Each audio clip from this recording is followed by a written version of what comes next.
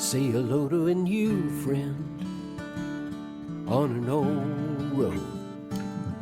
Take a two-lane trip of memories into mysteries unknown. Come along for the ride. Jim Hinckley's America. Jim Hinckley's America. Hey, good morning, my friends. A little bit of music from Joe and Woody and the boys of the road crew to get us started. I see Kerry Barrick is with us already this morning. Great, wonderful. We're going to have some fun. We're going to talk about Route 66. We're going to talk about Oklahoma. Those folks, I'll tell you what, if they're not inspiring, when it comes to Route 66, the Route 66 Centennial, those folks are selling everything on the hog, including the squeal. They're getting this thing figured out real quick. Hey, Miss Kerry, how are you doing this morning? Good morning. I'm wonderful. How are you this morning? You know, every day's good. Some are just better than others. I agree completely. So how are things in Oklahoma? Things are great in Oklahoma. I'm calling you today from Tulsa, of course, the capital of Route 66, as we like to say. And things are going great. We are in our last week before our Route 66 revitalization grant closes. So our whole state is scrambling to get all of their projects together and get those submitted. And we can't wait to see what our folks on Route 66 are coming up with. Well, I'll tell you, gosh darn it, like I say, you folks are really the inspiration right now. Tulsa specifically, and I really like that tagline, the capital of Route 66, because that's really what you folks have managed to accomplish there. You're setting a standard, you're raising the bar, and providing people with ideas, encouragement, things they can plagiarize and use in their town, and it's pretty exciting. Well, thank you, Jim.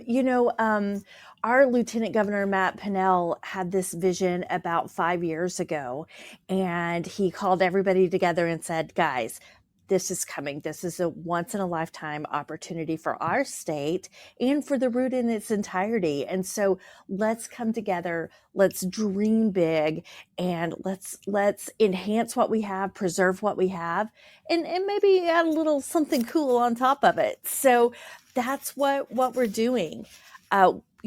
We are very fortunate that our legislature has been very supportive as well. They created this Route 66 revitalization grant and appropriated $6.6 million annually for 4 years leading up to 2026. And those dollars are what's creating this grant. And the grant is going to preservation of historic Route 66 assets in our state. It's going to help with signage and wayfinding. It's going to new selfie stops and new exhibits and new destinations. So we really want to honor our history and that authentic, quirky Route 66 that we love. But then we also want to add a few more things and tell a few more stories. So I'm so proud of our state and its realization that Route 66 is important not only to us and not only to our nation, but internationally. Mhm. It's the symbol of freedom, as you know, as well. And so it's just really exciting. We've got some great momentum going, and I'm lucky to get to help everybody out. Well, you mentioned this is a once in a lifetime opportunity. It's once in a lifetime because we won't be around to see the bicentennial, Right. the bicentennial of Route 66. But Route 66, the communities in rural America has suffered for decades.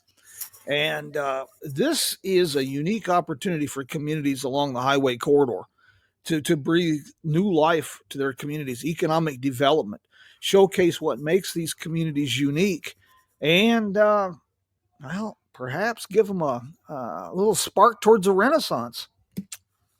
I couldn't have said it any better. As I'm finding, well, the past 2 years of my life, I've spent traveling and visiting with managers and Rotary groups and in all of our cities, large and small, but mostly small, and are telling them about the centennial, but also reminding them that I like to say in my presentation, it's not just Dewey Street. So in Sapulpa, Oklahoma, Route 66 is called Dewey Street, and it's the main street that goes through their downtown. And when you live in these towns, this is the street that you take to go to the grocery store, to go to church, to go pick up your kids, and so it loses that awe factor that the rest of us feel. And so, sometimes you have to remind people, guys, this is a big deal. You're a big deal. And, how can we tell your authentic story along the route?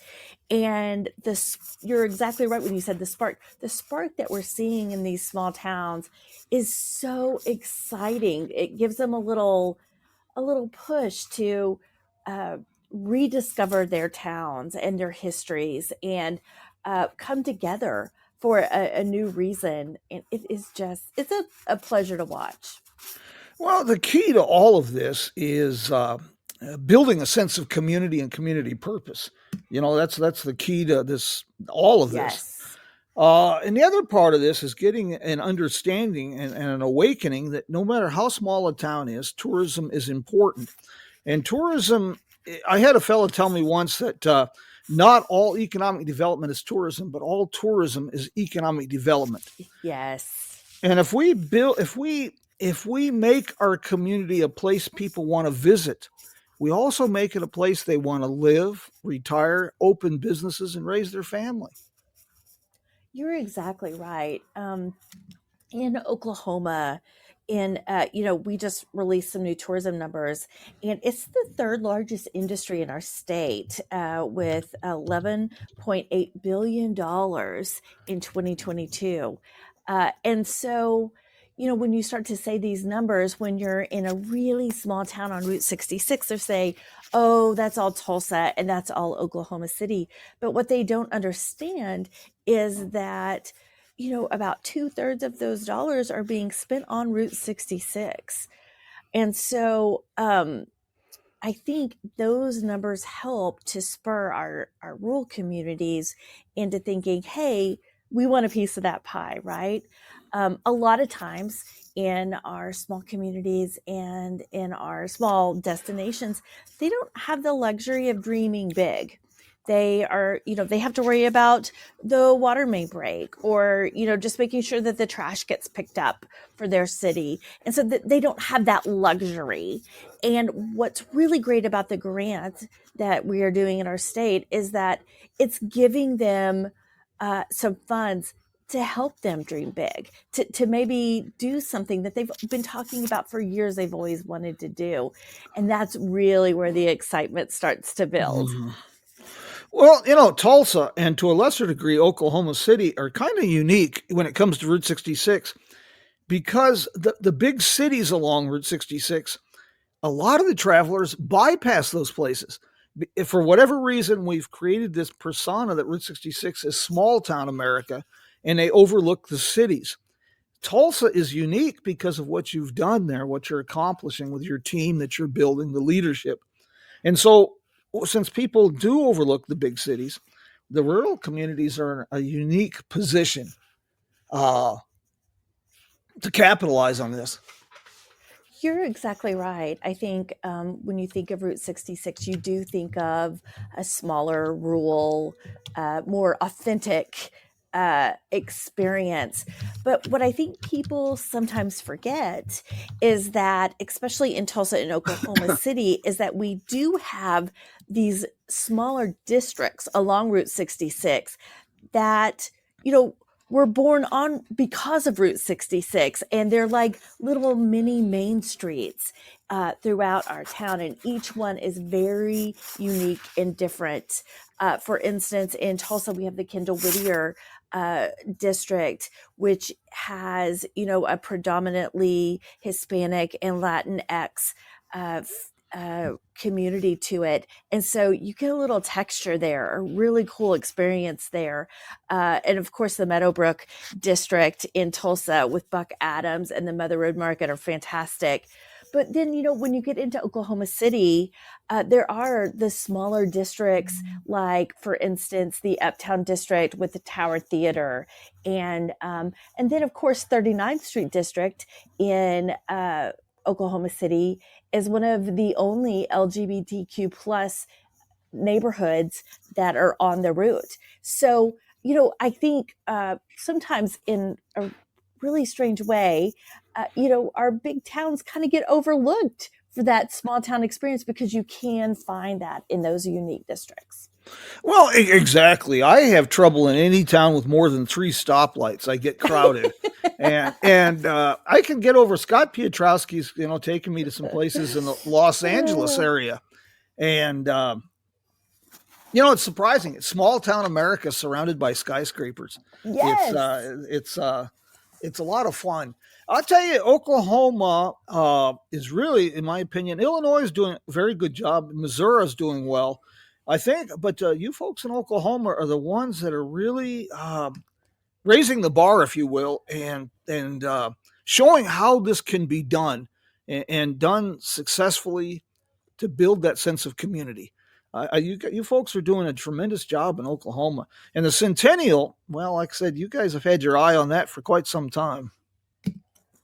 Well, thank you for that. Again, it's due to our leadership with our Lieutenant Governor Matt Pinnell, and then our legislature, backing it up with the funds. I was lucky enough somehow to obtain this job as Route 66 coordinator for our state.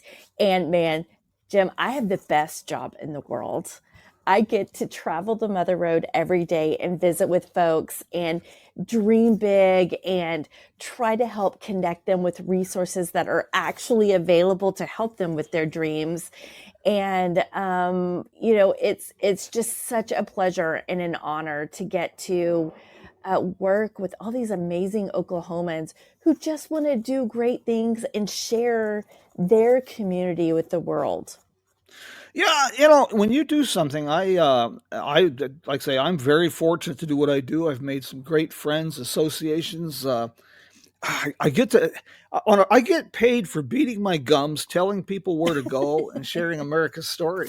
It doesn't get better than that. Hey, I got a couple things here. Question about some things along Route 66 that most people overlook. They're not really common attractions on Route 66. Any suggestions? Well, my goodness, I feel like we are the home of some really quirky, fun things that get overlooked. I'll tell you, right outside of Chelsea, Oklahoma, there's a bridge, and Reese Martin with our Route 66 Association is going to cringe because I don't remember the name of it. But this is the mystery. Your listeners are going to have to find it. But it's just right off of Route 66, and it's an old truss bridge, and there are these trees around, and there's this beautiful stream that run underneath it. And it is like you pull over, you get out and stand on it, and it is like you are back in the 1930s in this beautiful environment. And I swear, like, you can hear the old cars driving over it as you're there, and you can just feel the energy. It's one of my favorite places. And I'm remiss. I'm sorry. It's a little early for me to remember the name of the bridge. Anyway, but also in Chelsea, you can walk under the route. There's not too many places that still have the corridors that you can walk under. You go down and walk under the roadbed and then go back up, which I think is so fun. And there's some really cool murals down there. And then you can't, miss the Andy Payne statue in Foyle, Oklahoma, and the totem poles there as well. And also in Texola, Oklahoma, there is the one room jail that it's a little harder to find. We're working on that. We're going to get some signage, but it's really cool and has some great stories. We got a couple folks, including Mr. Reese Martin, that chimed in and mentioned that's the Pryor Creek Bridge. Thank you, Reese Martin. Listen, this is why I hang out with him in every meeting I have. I call or text him because I call him my Yoda, Jim, because he knows everything about Route 66, and especially in Oklahoma. So thanks, Reese. Isn't that wonderful? Yes. You've got some great attractions in Tulsa. And Tulsa, with your neon sign initiatives, the Cyrus Avery Plaza, you've got some great attractions there that have become destinations in Tulsa. But I bet there's quite a few that people don't know about in Tulsa. Some great restaurants. Absolutely. I think once you start traveling through Tulsa, it's really easy to kind of veer off of 66 because there's some really great big things like the Dillon Paper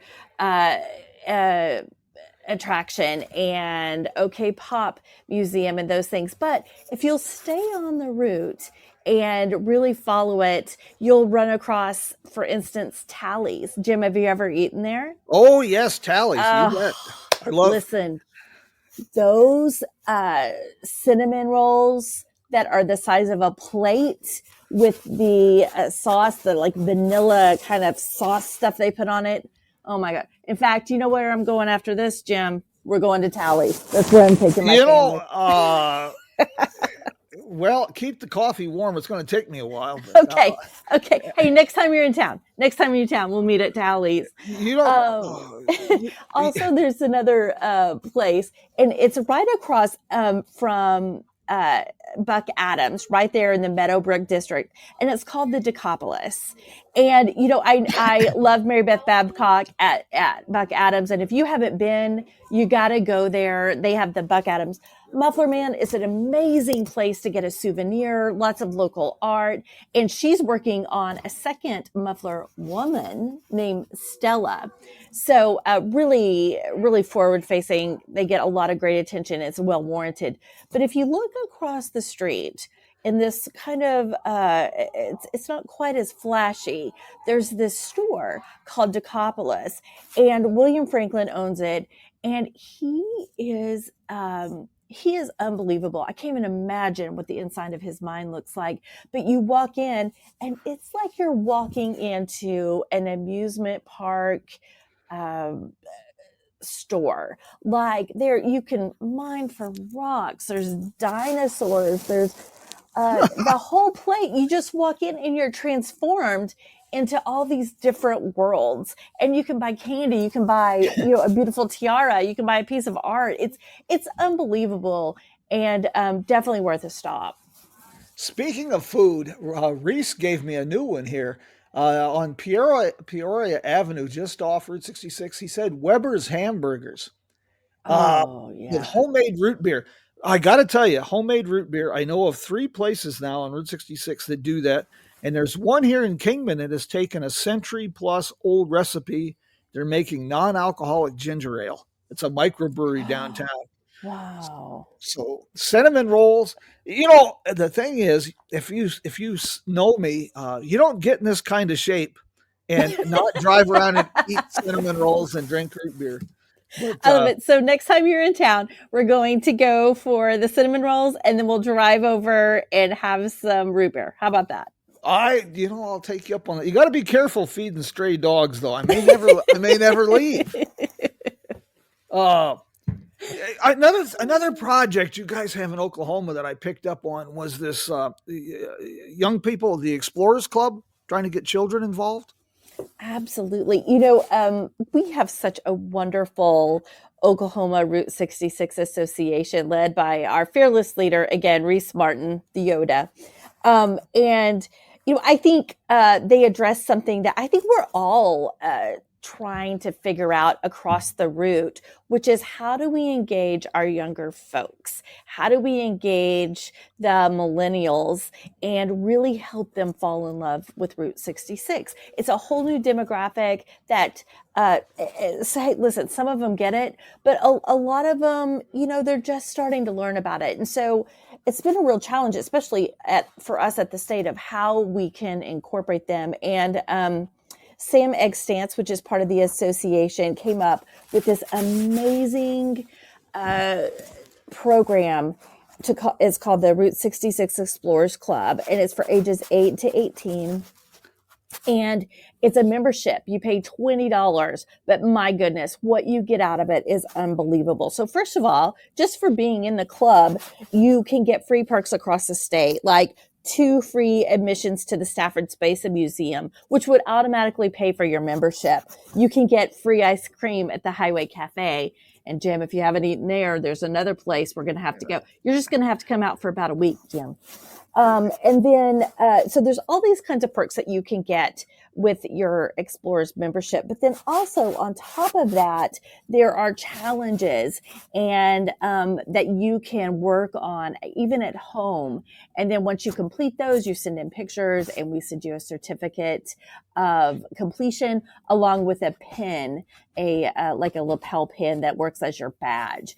And so it was really a brilliant way that Sam came up with to help our association connect with those kiddos, to give them some ownership of the route and education so that they'll be our future roadies.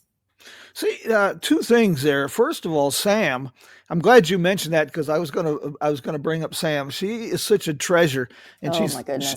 she's the other half of the Reese Martin team that's doing so much.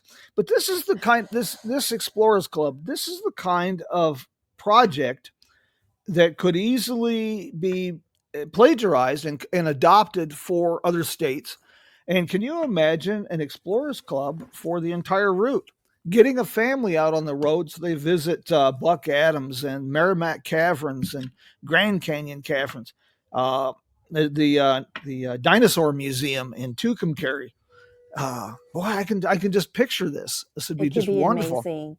I can't speak for Sam and can barely speak for the association, but from a state's perspective, a rising tide lifts all ships. Yes. So if we can get, kiddos engaged in any state, any international traveler, national traveler, if we can get them engaged, then we're building future roadies, right? And so they'll eventually make it to Oklahoma because we have the longest stretch, right? Mm-hmm. So we would encourage all of our states in all 8 states on the route to, look at how you can engage these future roadies because, we've still got 100 more years, right? Mm-hmm. At least on this route.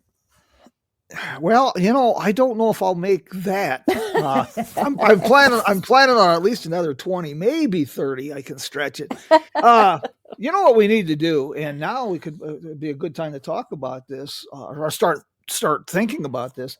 The Miles of Possibility Conference. That gets overlooked a lot.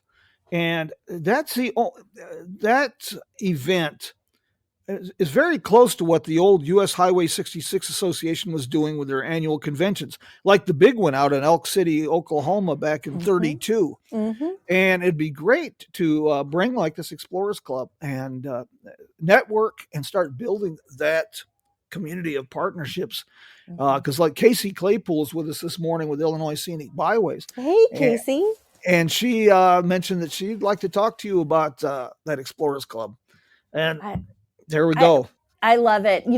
I love that you brought up the Miles of Possibility conference. I was unable to attend last year, but I went the year before.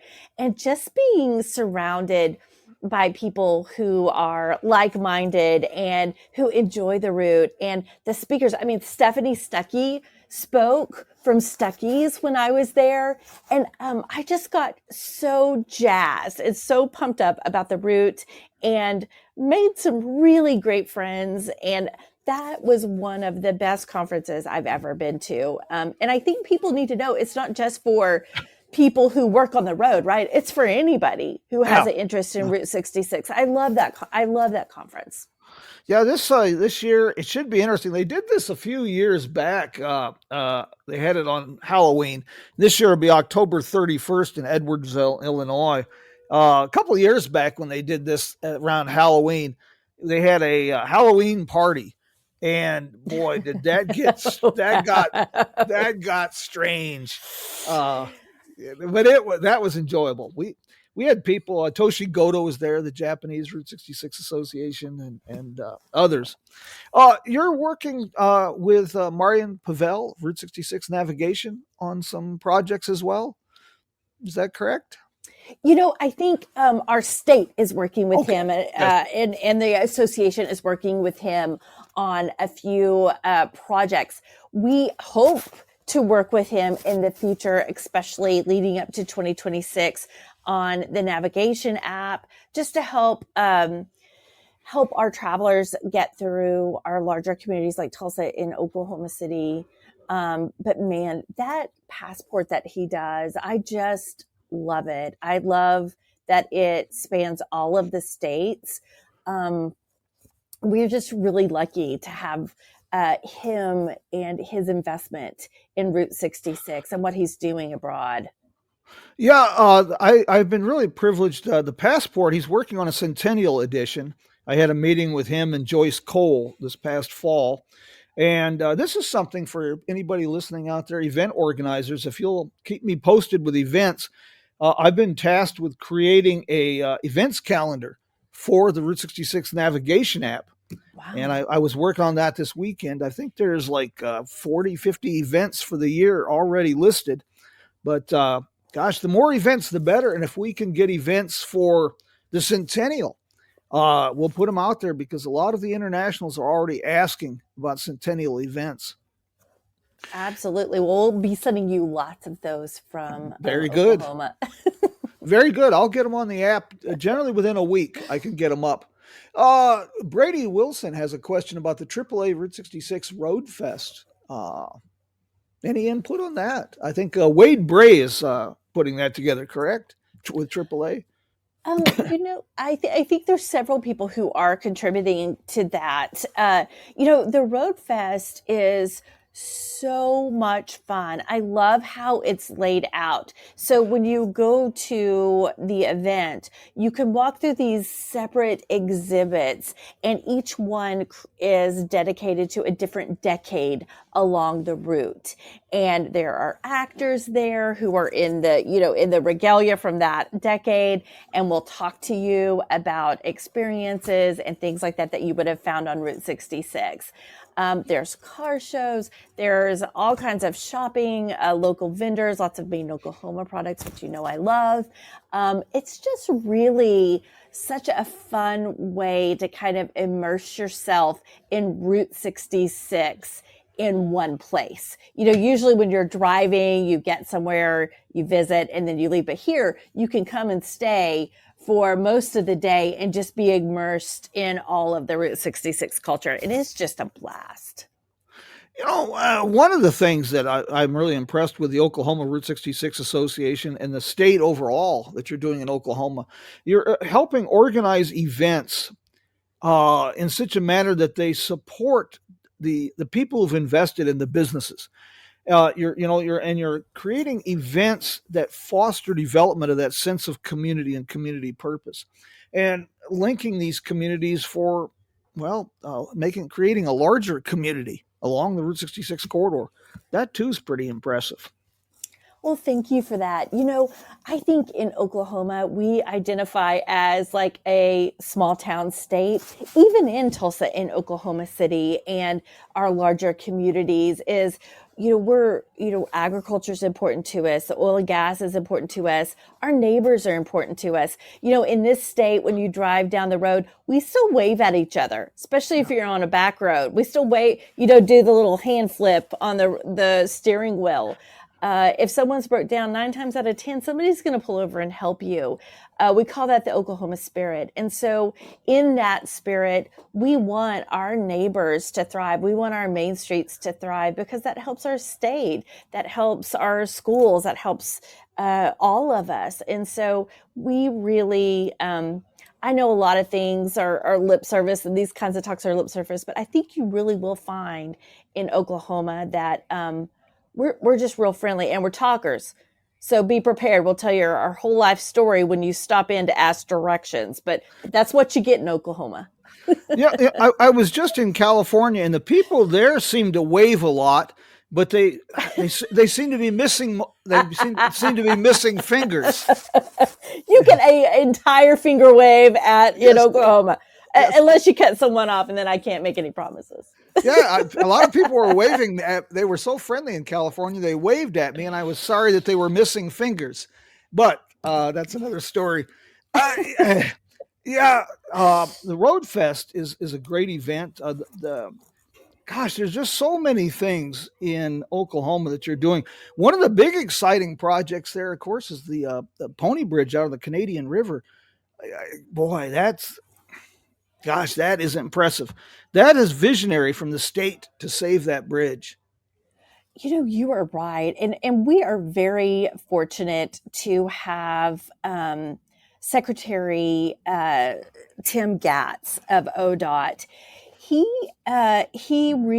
grew up in Route 66 in Bridgeport, Oklahoma, and so I think that's really where his love comes from of the route. But this is just as much their party as it is all the rest of our party, right? Because we're celebrating this road, and to have the vision of Bridgeport Bridge to take this really long, again, Reese is cringing right now, this huge bridge, and to save the trusses on the side and to come up with a way to honor the past but to make it modern.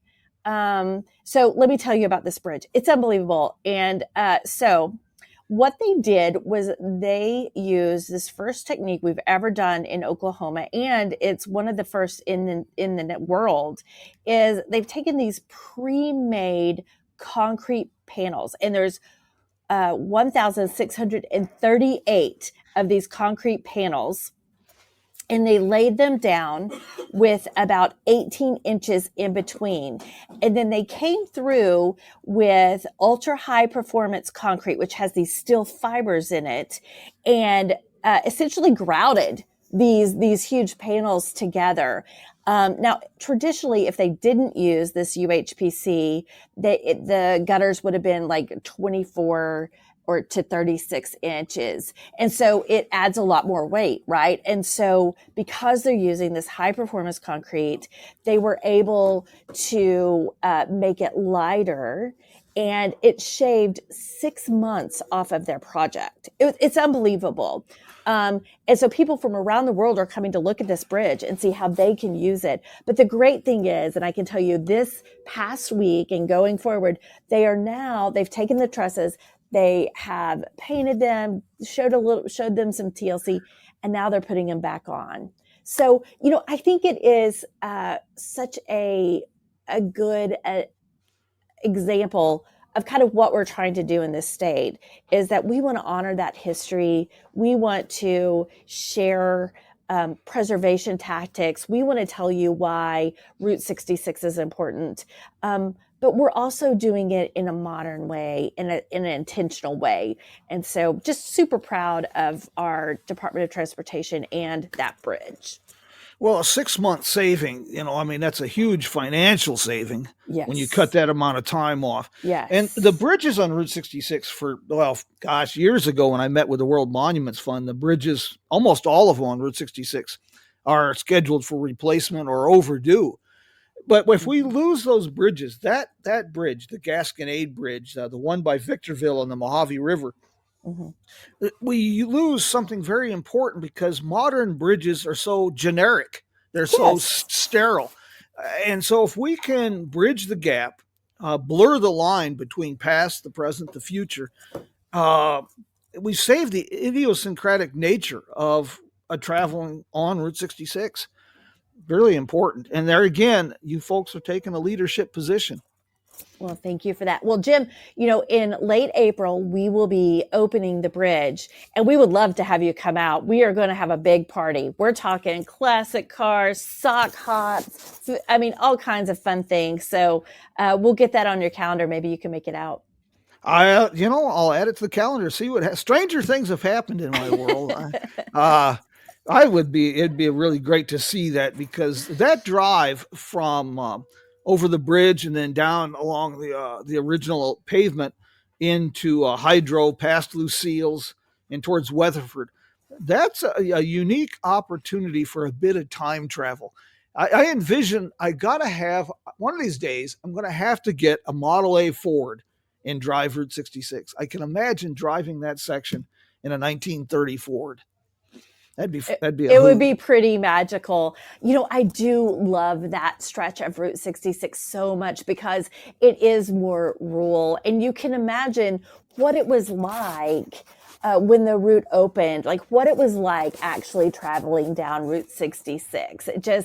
It's such a beautiful part of the drive. And then you end up in Hydro, Oklahoma. And let me tell you what, Hydro is planning some really big, exciting things for the route. So maybe that's something I could share with you at a later date.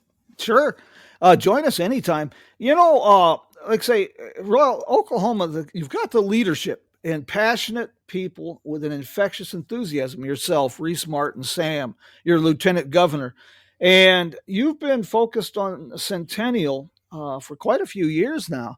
And you've been beating the drum, and by leadership, you're getting people motivated, getting people excited. So I expect to see some pretty amazing things happen for the Centennial.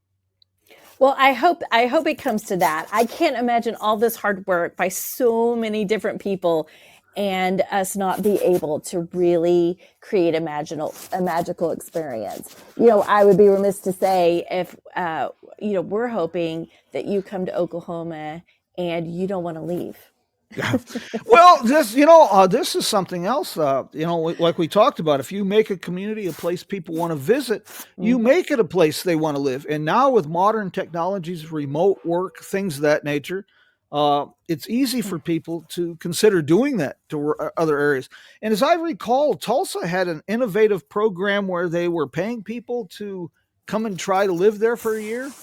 They did have a really great program, and I do not remember the specifics about that. I'm so sorry, but No, they no. did. But what's great about our state is that we're an affordable uh, state to visit and to live in, and so we are finding our numbers going up, our population numbers going up because we have a lot of people coming from larger cities, a lot of people from California who are coming here to live and work and retire because we are such an affordable state.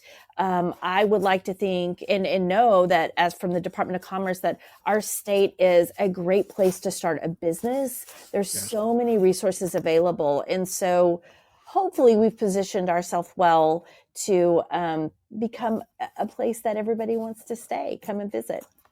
One of the things, maybe I've overlooked it, but Oklahoma has such a large Native American population. But I really actually I see this all along the road. I don't see a lot of Native American participation in Route 66 as of yet. Am I missing something? Or That is a really great point. And that's one that we are exploring in our state. A lot of times when it comes to Route 66, there is a lot of examples of misappropriated cultural assets, meaning teepees and things that are shown that are used for purposes that are not explaining culture or could maybe Mhm. sometimes be considered insensitive. And so what we're doing is we are working with our tribal nations to talk about how to talk about these stories, and how to share and educate travelers about what that looks like, because that's a whole side of a Route 66 story that isn't talked about normally, that's valuable. However, I would like to say we just had the Cherokee Nation open the Anna Mitchell Cultural Center in Veneta, Oklahoma. And it's unbelievable, Jim. They just won an international award for the museum with the layout and how they're telling stories and sharing their culture on the route. And so that's got to be, I think, on everybody's itinerary, because it's just a beautiful way that they're sharing their culture with the world right there on Route 66. There's a fine line. This is a delicate balancing act when it comes to the Native Americans, because like at Lupton, Arizona, David Yellow Horse and others, uh, exploiting the culture of the Native Americans, the romanticized image, the John Wayne movie thing, that's a big part of the Route 66 experience. But it's also insulting to the culture. So balancing that with education and the real Native American experience and culture. I don't remember exactly. I was quite young. It was 1959, and yes, I am that old, by the way. We made our first trip west, and my dad had pictures somewhere along New Mexico Arizona line. There was a trading post, and it had billboards like the Jackrabbit Trading Post. See live rattlesnake. See, all this. The last billboard was 200 yards. See live Indian. And, Oh, it's wrong, but that's part of the Route 66 story as well. And trying to balance that and give people a true picture. And we talk about the economic opportunities. The Native American reservations, Peach Springs, the Wallapai Reservation, historically are economically challenged. So this presents a pretty neat opportunity. absolutely. I think that a lot of times when we talk about Route 66, it's so fun. Route 66 is just fun. And we focus a lot on the fun and the freedom and all of that exciting part. But there's another side to it, right? There are stories that weren't fun. Not everybody got their kicks on Route 66. We could also pull in the African American experience Yes, as well.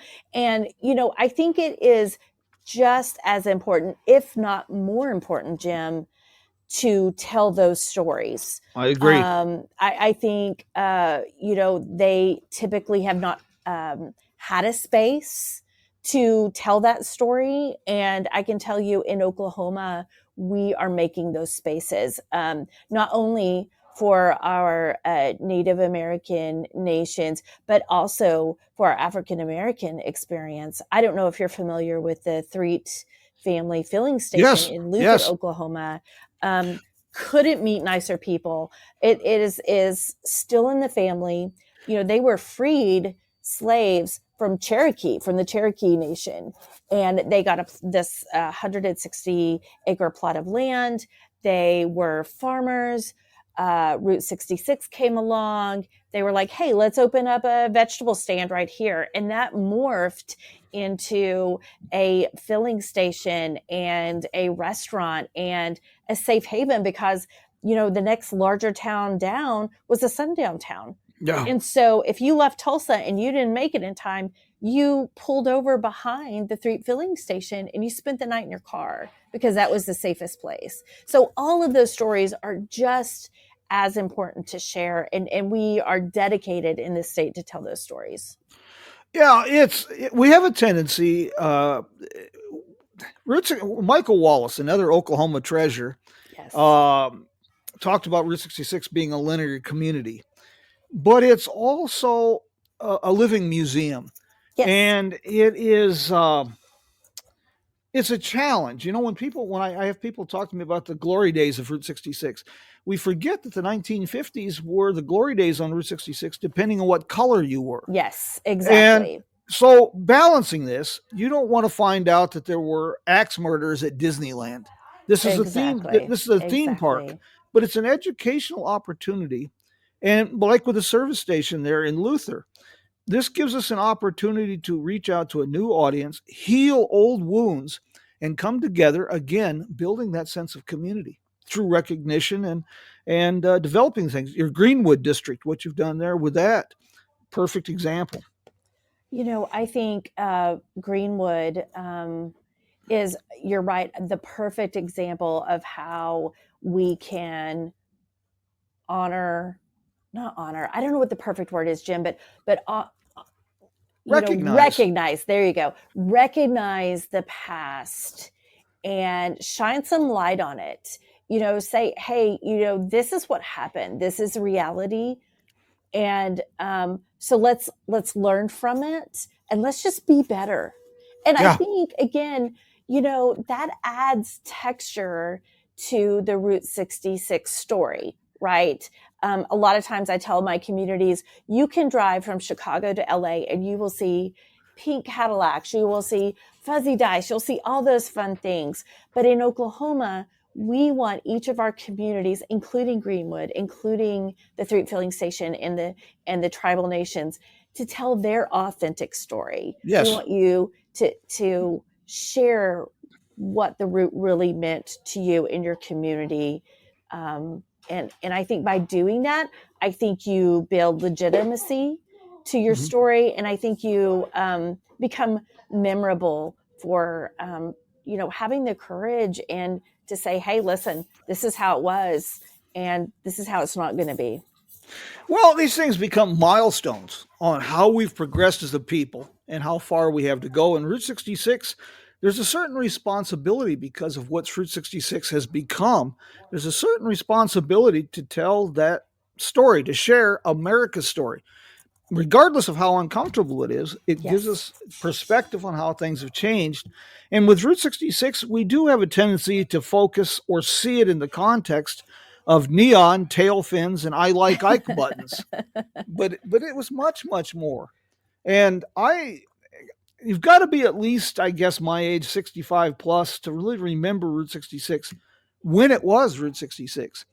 And well, to be blunt, I think it's better today. You can have your cake and eat it too, to borrow a phrase. I think Route 66 is more exciting and dynamic than any time in its history.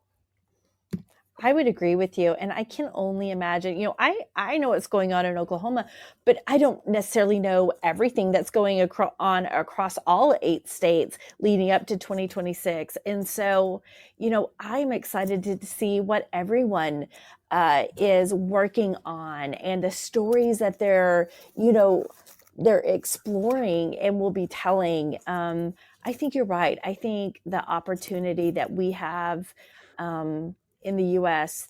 to share all of these American stories is tremendous. And I just can't wait to see what everybody is going to come up with and do.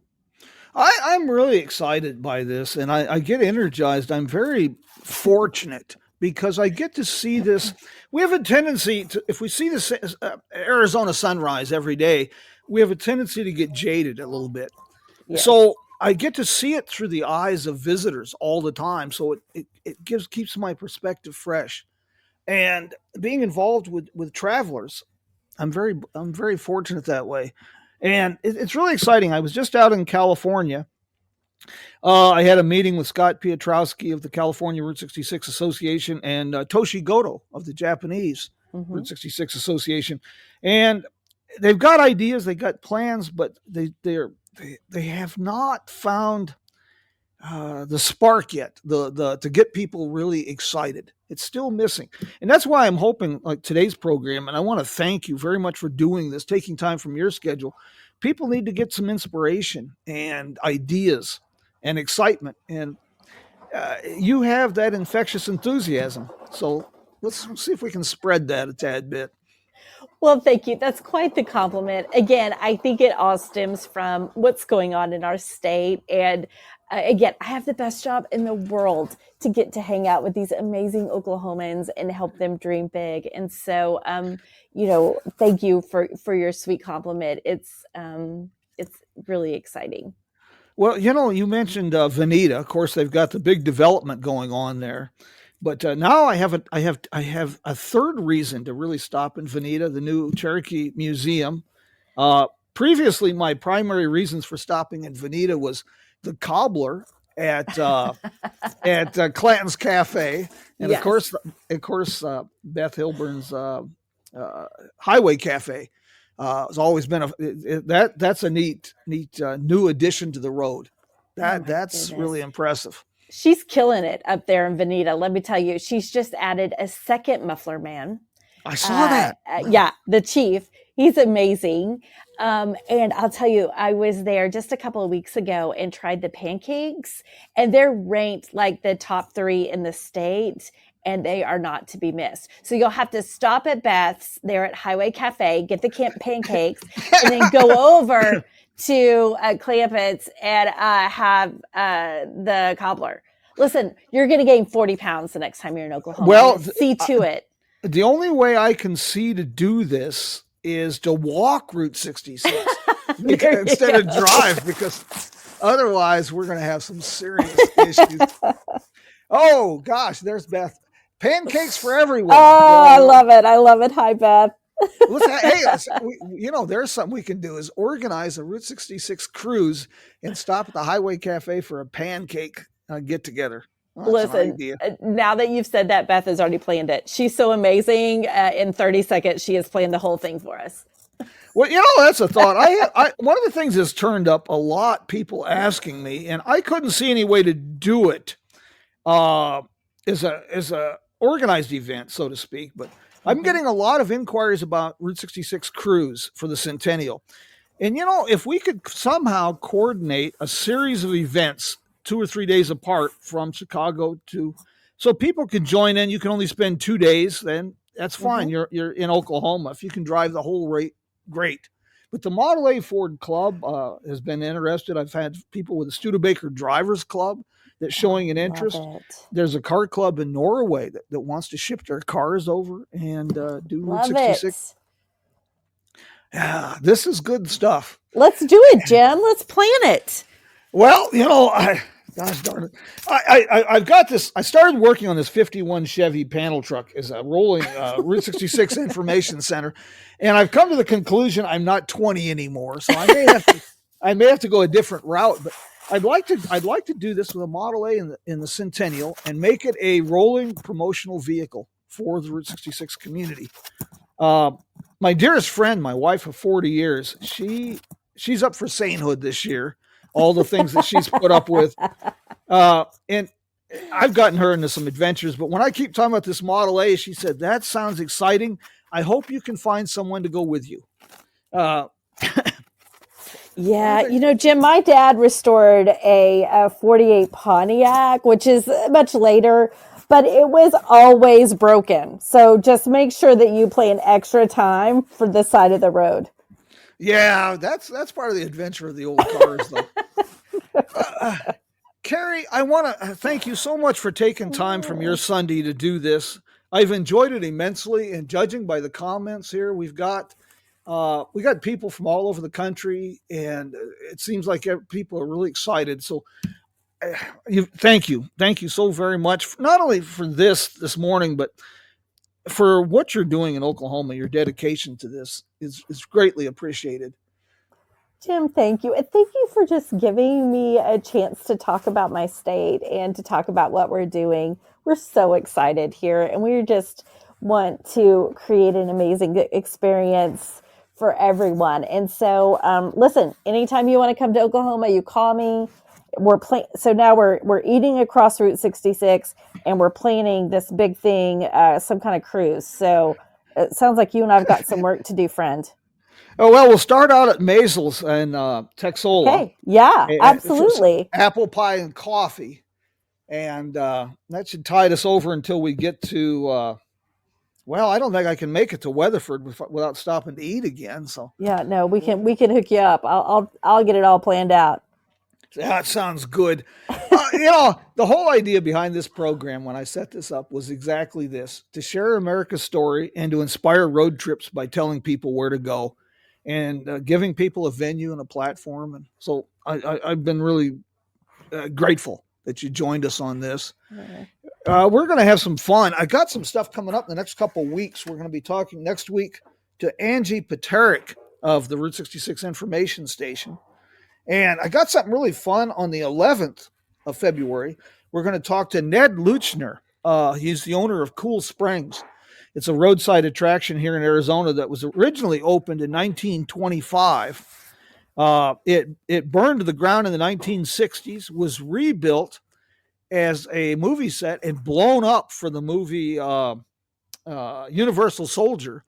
And then Ned got it and recreated it as a 1930s time capsule. And I'm a little prejudiced. It's on a part of Route 66 through the Black Mountains of Arizona. And that might be one of the most scenic parts of Route 66. I don't think a one-eyed blind man can take a bad photo out there.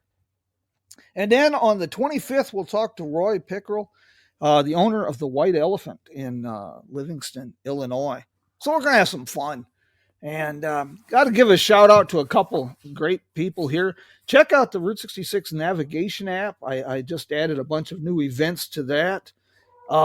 David Brenner at the Roadrunner Lodge, he's going gangbusters out in Tucumcari, and he's got some big plans for the 1940s section of the motel that was built around in the 60s.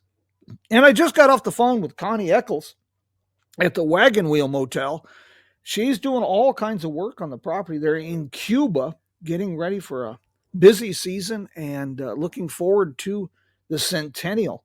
And then I talked to Angela Moreland down the road there in McLean, Texas. She has the Cactus Inn Motel. And she's got some interesting projects going in downtown McLean that I think people are going to be noticing real soon. So, guys, I want to thank everybody who chimed in this morning. Thank you for your questions. Thanks for joining us. We got all kinds of folks here, Kerry. We got Maggie May. She's with Motor Cities in Michigan and the Ransom E. Olds Museum. Casey Claypool with Illinois Scenic Byway and Docks just off 66. If you get to Illinois, you need to stop by Docks off 66 in Girard. All I can say about first of all, the food is excellent. It's a great restaurant, but it's a monument to hoarders. If you're a hoarder and people give you a hard time, point to Casey's place. Incredible pharmacy museum. Thank God that that family preserved all of that history. My friends, we will do this again next week, same time, and I'm going to continue with the new series I've been working on for the YouTube channel, In Search of Lost Highways. It's another one of my Mayberry television program episodes because I have no clue what I'm doing, but we just bluff and pretend we do. Until we meet again, I want to thank everybody, and, we'll do this again next week. We'll send this off with a little bit of music from Joe and Woody and the boys of the road crew. Kerry, once again, thank you so very much. It's been a real pleasure. Thank you for having me. You bet. Until we meet again, my friends, I guess we'll bid adios and give some thought to having, let's get together for some pancakes and coffee and cobbler in Veneta, Oklahoma. Take care, my friends. Vaya con Dios. Bye-bye, Kerry.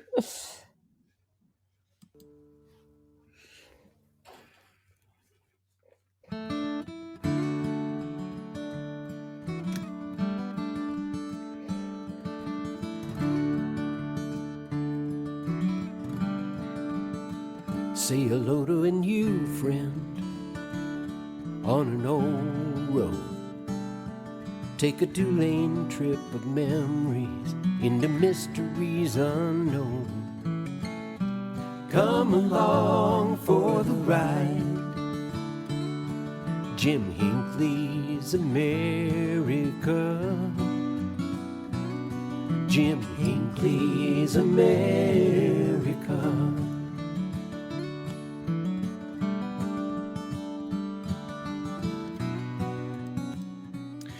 I'll have this program published later this morning. It'll be on Spotify and other channels. It'll also be archived player on our website, jimhinkleysamerica.com. And I'll also get a blog post up in the next few days with links to the various websites, the Oklahoma Route 66 Association, and other information that you can find about Tulsa, their grant program in Oklahoma, the Road Fest. I'll get a blog post up in the next couple days, and we'll get that information out for you. My friends, until we meet again, adios.